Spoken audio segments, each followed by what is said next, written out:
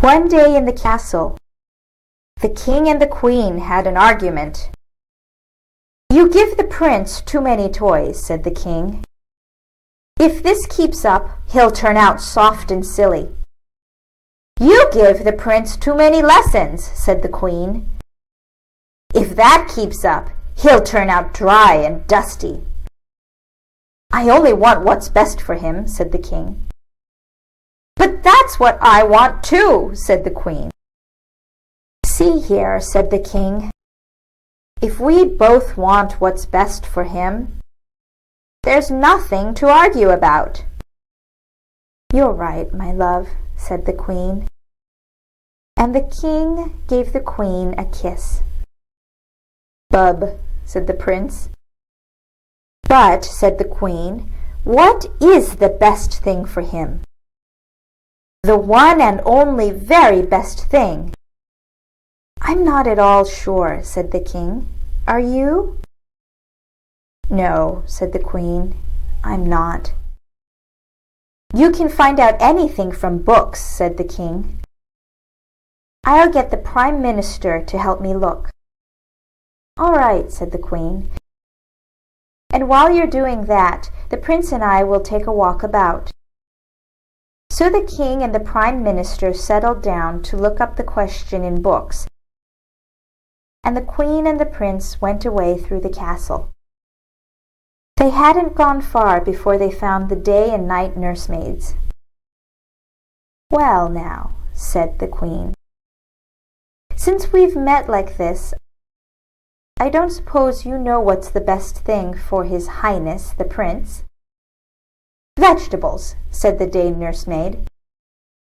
"And plenty of sleep," said the night nursemaid. "Vegetables and sleep," said the queen.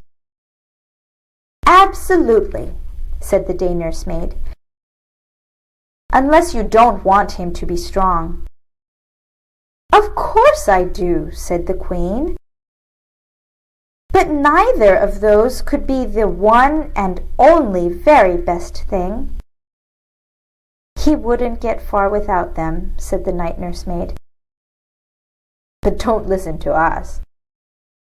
So the queen and the prince didn't listen. They went along and looked out a window, and there was the castle gardener trimming the ivy. "Hello," said the queen. "And by the way, I don't suppose you'd know what's the best thing for His Highness the Prince?" "Sunshine," said the gardener. "Sunshine," said the queen. "Certainly," said the gardener.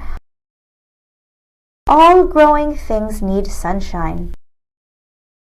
Do you want him to grow or don't you?" "Of course I do," said the queen. "But sunshine can't be the one and only very best thing." "He wouldn't get far without it," said the gardener. "But suit yourself."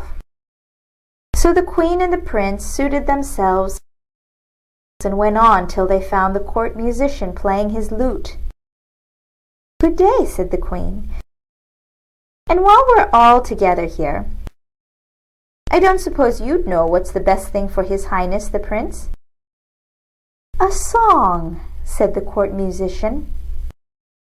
"What song?" said the queen. "Any song," said the court musician. "All songs, sad, happy, and in between. Songs explain the heart." "He has a heart, doesn't he?" "Of course he does," said the queen. "But songs can't be the one and only very best thing." "He wouldn't get far without them," said the court musician.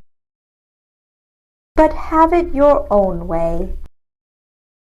So the queen and the prince had it their own way, and went on till they met a lord and a lady. "Here you are," said the queen. "And since I'm asking everyone, I don't suppose you'd know what's the best thing for His Highness the Prince?" "Talk to him," said the lord, "and listen." "Talk and listen," said the queen. "No doubt about it," said the lady, "if you want to understand him." "Of course I do," said the Queen. "But talking and listening can't be the one and only very best thing." "He wouldn't get far without them," said the Lord. "But pay no attention to us." So the Queen and the Prince paid no attention. They walked on through the castle, and soon the King came to find them. "Well, my love," said the Queen, "did your books have the answer to our question?" "No," said the King. "They all said something different." "That's how it was with the people I spoke to," said the Queen. "Perhaps there isn't any answer." While they were talking it over, they wandered to the bottom of the castle, and there was the cook's daughter.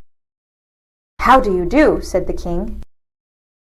"And as long as we're here," said the Queen, "I might as well ask if you know what's the best thing for His Highness the Prince." "What?" said the cook's daughter. "Don't you know?" "We're not exactly sure," said the King. "Did you try asking the Prince?" said the cook's daughter. "We didn't think of that," said the King. "Well, for goodness sake," said the cook's daughter. "Here, I'll ask him. But I know what he'll say." She whispered in the Prince's ear, and the Prince whispered back. "There's your answer," said the cook's daughter. "The one and only very best thing is Bub." "Bub!" said the Queen. "What does it mean?" said the King. "I have to peel potatoes now," said the cook's daughter. "Goodbye."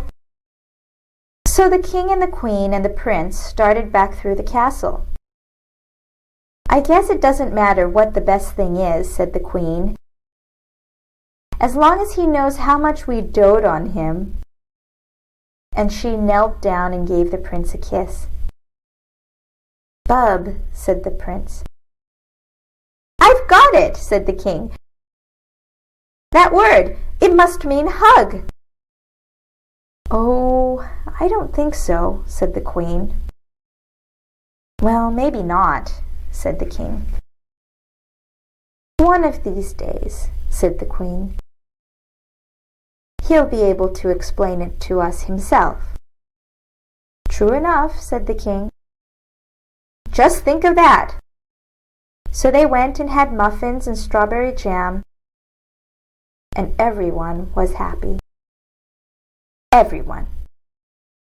And the cook's daughter said to the cook, "The Prince was right, Mama. Love is the very best thing."